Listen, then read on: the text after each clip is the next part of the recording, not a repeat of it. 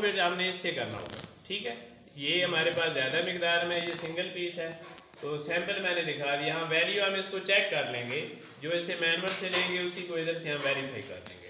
अच्छा, अब इसी चीज़ को ये आपने अपने पास नोट कर लेनी है। डिजिटल से जितनी वैल्यू है ये लिख लें ज़रा। 30.06 mm, mm का मतलब मिलीमीटर। नीचे कहीं साइड पे कापी पे कर, एंड पे कहीं किसी अलग जगह पर 30.06 मिलीमीटर। समझ आ गई बात? अच्छा, अब बेटे इसी को डिजिटल को आप हम इससे यही चीज़ निकालते हैं और इसको मेजर करते हैं, हम मैनुअल तरीके से इसको मेजर करते हैं। अच्छा जी, आप बच्चे देखें, अपनी नोटबुक भी सामने रखें, उसका प्रोसीजर पढ़ें और मैं साथ साथ आपको ये करके देता हूँ। नोटबुक सामने रखो। सबसे पहले हमने ये जो जहाज़ है इनको क्लोज करके इसका ज़ीरो एरर चेक कर लिया। अब आप इसके अंदर देखो ऐसे मेटालिक सिलेंडर को रखना है। आप भी रखें, जो आपको मैंने सैंपल दिया ना, इसके अंदर ये सिलेंडर रखे। कुछ पे सिलेंडर नहीं लिया, वहाँ ये मार्कर का कैप उतारे, इसको उसके अंदर रख के चेक करें ऐसे। इसके ऊपर इधर स्क्रू नज़र आ रहा है, ये साइड पे स्क्रू है, इसको ऐसे क्लोज करके ना टाइट कर दें ताकि ये खुद ब खुद आगे पीछे मूव ना करे। जिस चीज़ को मेजर करना है रख कर स्क्रू से ऐसे टाइट कर दें। हो गया जी? अच्छा, आपने इशारात कर लिया। अच्छा, आप बेटे देखें, साथ बुक से हेल्प भी लें और इधर जो मैं बता रहा हूँ वो भी। आपने जो वर्नियर स्केल की पहली लाइन है ना, जिस पे ज़ीरो लिखा है, मेन स्केल का देखें कि उससे कितने डिवीजन उसके आगे मूव कर चुके हैं, वर्नियर की ज़ीरो लाइन को क्रॉस कर चुके हैं। तो इसके अंदर तकरीबन 3 सेंटीमीटर मेरे पास जो है, ये 3 सेंटीमीटर की जो लाइन है वो कम्प्लीटली इससे आगे गुजर चुकी है। और जो हमारे पास है ना वर्नियर की पहली लाइन ज़ीरो लाइन, वो 3 सेंटीमीटर से आगे जो पहला 1 मिलीमीटर का निशान है ना, उन दोनों के दरमियान है। अब वो 3 सेंटीमीटर से कितना आगे है, ये हमने इसको चेक करना है। तो किससे करना है? वर्नियर स्केल से। किससे करना होगा? Vernier scale. समझ आ गई बात? अब आप कॉपी का जो पहला कॉलम है वो देखें, वहाँ लिखा हुआ है मेन स्केल रीडिंग, लिखा है कि इसके अंदर बेटे लिख दो 3 लेके cm डाल दें, सेंटीमीटर, 3 सेंटीमीटर। पहले कॉलम में क्या लिखना है? 3 सेंटीमीटर। ठीक है जी। अब बेटे इसी के अंदर मैं चूँकि ये रीडिंग बता रहा हूँ ना 3 वाली, दूसरे पे डिफरेंट हो सकती है। जहाँ आपने वो मार्कर वाला वो उसका कैप रखा है, उसमें आप खुद चेक करेंगे। मैं अभी 1 बाई 1 आपको चेक करवाता हूँ। अच्छा, अब इधर देखो बेटे, इसके बाद हमने वर्नियर की ये जो लाइनें हैं ना स्केल के ऊपर, ये जो वर्नियर स्केल की लाइनें हैं, इनमें से कुछ लाइनें होंगी जो आपको ऐसे लगेगा कि निचली अंदर मेन स्केल की लाइन से वो बिल्कुल मैच कर रही हैं, बिल्कुल सीध में शक पड़ेगा। लेकिन उनमें से एक लाइन ऐसी होगी जो बिल्कुल एग्जैक्टली उसके साथ मैच कर रही है, कोइंसाइड कर रही है। तो ये मैं चूँकि रीडिंग जो दी है वो इससे सेट से मैंने दी है ना, अब इसी से हम देखते हैं। और अभी मैं फिर आपको वो चेक भी करवाता हूँ।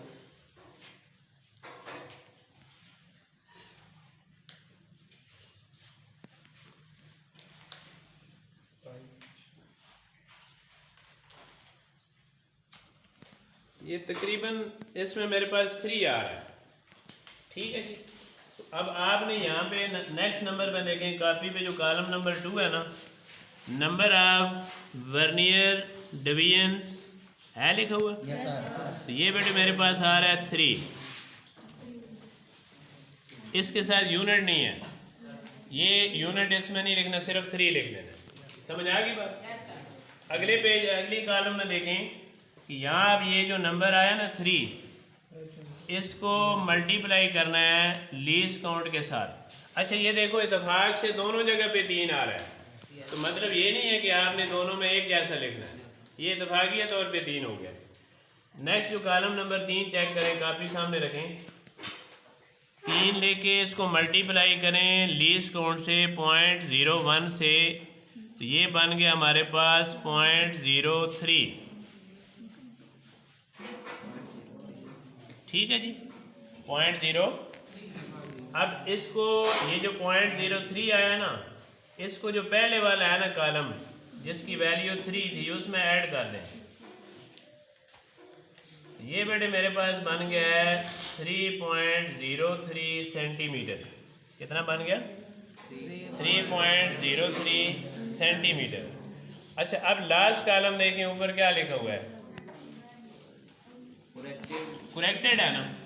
करेक्टेड लाइन उस वक्त निकालनी है जब हमारे पास जीरो एरर मौजूद होगा। अब चूंकि इसमें जीरो एरर है ही नहीं, तो यही जो वैल्यू है ना इसी को आगे लिख दें।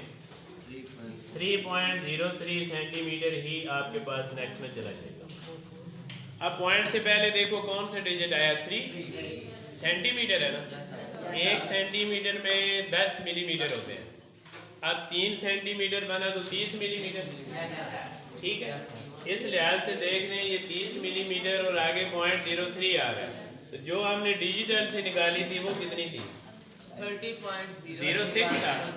तो इट मीन के 0.03 का हमारे पास इन दोनों में एरर आया। वी आर ह्यूमन, और ये पॉसिबिलिटी होती है जो जजमेंट है ना लाइन को चेक करते हुए हमें थोड़ा बहुत उसके अंदर जो है इतना एरर पॉसिबल होता है। तो वो जो हमारे पास उससे डिजिटल से जो एक्यूरेट बिल्कुल रीडिंग इसी चीज़ की हमने ली वो कौन सी थी? 30.06 मिलीमीटर। इधर से जो है वो कौन सा आ रहा है? 30.03 आ रहा है। ठीक है, अब इसको हल कैसे करेंगे? एक्चुअल तो वो था, इधर हमने 0.03 का उसमें फ़र्क डाल दिया। इस फ़र्क को बेटे कवर करने का तरीका होता है कि ये एक रीडिंग नहीं ली जाती, इस एक ही ऑब्जेक्ट की मोर देन 1 3-4 रीडिंग ले लेते हैं, तो उन सब को फिर एंड पे उनकी एवरेज ली जाती है। इस तरीके से अगर एक दफ़ा थोड़ी सी जजमेंट में फ़र्क आया, मुमकिन है इसमें देखो ना, अब हमने पहले दफ़ा चेक किया तो तीसरी लाइन को अनसाइड कर दी थी।